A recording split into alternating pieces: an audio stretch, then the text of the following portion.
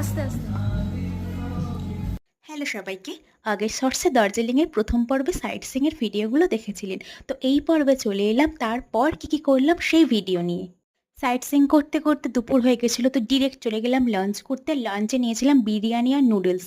আর তারপর আমরা চলে গেলাম পিস প্যাগোডা। আমাদের পিস প্যাগোডা পৌঁছাতে পৌঁছাতে প্রায় বিকেল 5টা সাড়ে 5টার মতো বেজে গেছিলো, তাই সন্ধে হয়ে গিয়েছিল।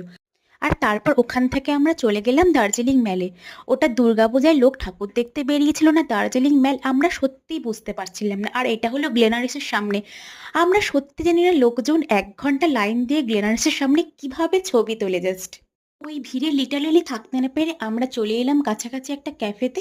আর আমরা 3জন অর্ডার দিয়েছিলাম হট চকলেট, কিন্তু আমার ভাই কি অর্ডার দিয়েছিল আমি জানি না, এত বিচ্ছিরি খেতে ছিল। আমার রিয়াকশনটা জাস্ট দেখুন খাওয়ার পর।